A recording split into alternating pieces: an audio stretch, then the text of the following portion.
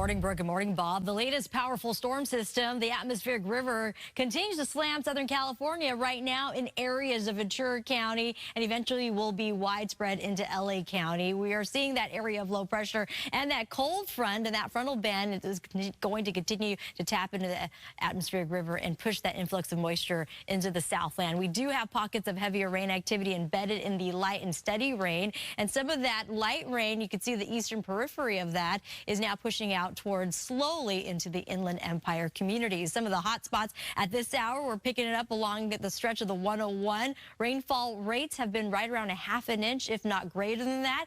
Thousand Oaks, as well as Agora Hills, pushing out to Camarillo, dealing with flood advisories at this hour. And the flood advisories apply to Ventura County through about 8 o'clock this morning, and it could get extended. Meanwhile, flood watches will remain in place through Wednesday. We have 2 rounds of the latest wave of this powerful storm system. As I mentioned, the flash flood warning continues to remain in place for the Santa Barbara area if you're traveling in that area. We're looking at, on President's Day, temperatures falling to below normal. Rain and stormy conditions do continue, and high surf advisories as well as coastal flood threats a concern associated with this system. Strong winds, a high wind warning and wind advisories also in place for our mountains and our high deserts, and some of our lower desert communities could eventually see some rain extending into tomorrow as well. There's a lot of instability with this latest round, and it could produce isolated thunderstorms.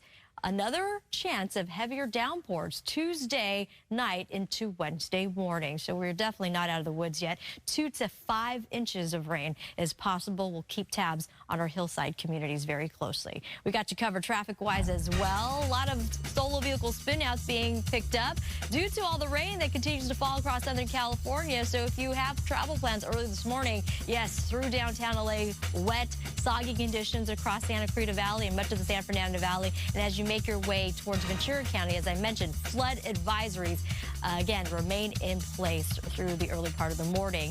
In and out of downtown, 16 minutes to get to the west side along the westbound 10 route, northbound 110 from the 405, just 12 minutes. Please slow it down. We've got eyes and team coverage on this latest atmospheric river. All right, so I want to thank you. Yet another storm moving in, as Samantha's been telling us about this morning. People living near recent burn scars, they're bracing for possible mud and debris flows again. Right, Gigi Graciette live in Sun Valley with this story. Gigi, good morning.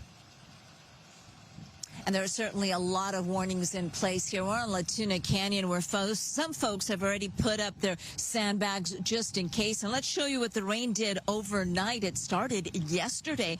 And while this latest storm isn't expected to bring that torrential nonstop rain we saw with the last one, there are some serious concerns, especially for the hillsides, because they're still soaked from that last storm. Here in Sun Valley area, LA County Public Works has issued a phase 2 debris flow forecast for the areas that burnt in the land fire 2 years ago. Now, the alert will be in effect starting at 9 o'clock this morning to 9 o'clock Wednesday morning. During that period, LA City Fire Department said we could see more flooding and mud and debris flows.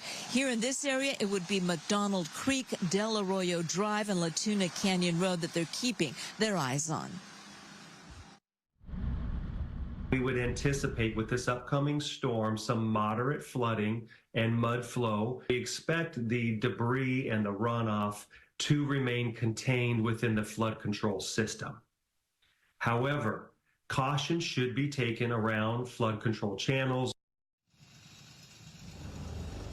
And LA City Fire also asking folks to be ready to evacuate just in case, especially if you live along Latuna Canyon, with borders of Horsehaven to the north, Martindale to the east, Penrose to the south, and Ledge Avenue to the west. And of course, another area everyone is keeping their eyes on the canyons. We're talking about Benedict Canyon, Mulholland Drive. Parts of those roads remain closed due to damage done by the last storm. Reporting live in Sun Valley, I'm Gigi Graciette. Back to you. All right, Gigi, thank you. Well, the incoming storm has already dropped some heavy rainfall in Santa Barbara and Ventura counties. It sure has. Let's go out to Mario Ramirez at the Ventura Pier for an update. Mario.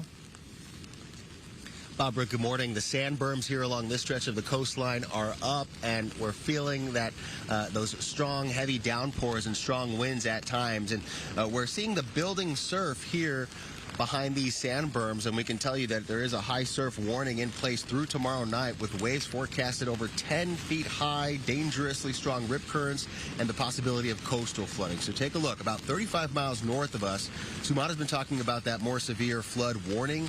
This video shows you the activity in Goleta and some other parts of Santa Barbara County where there's a warning in place for the next several hours, and that means areas including Santa Barbara, Montecito, and Carpinteria are actively experiencing flooding, along with possible mud and debris flows as the bulk of the rain continues to fall to the north of us, and it's even causing Santa Barbara Airport to close because of serious flooding. We just got that word in. And here in Ventura County, a flood advisory indicates the area is preparing for dangerous flooding like what residents here experienced in December. A rogue wave during high tide crashing over the seawall and injuring 8 people near the pier while damaging coastal properties and flooding several blocks inland. Ventura County declaring a state of emergency after last month's storm that damaged the pier, and it allows the city to get funding to speed up disaster response. And as you can see, this area has still not fully recovered. And we should mention the pier is closed right now. It's not scheduled to reopen until the summer months because of that severe damage, and another round here as we're speaking. So for now, live here in Ventura County near the Ventura Pier, I'm Mario Ramirez. We'll send it back to you. All right, Mario, thank you.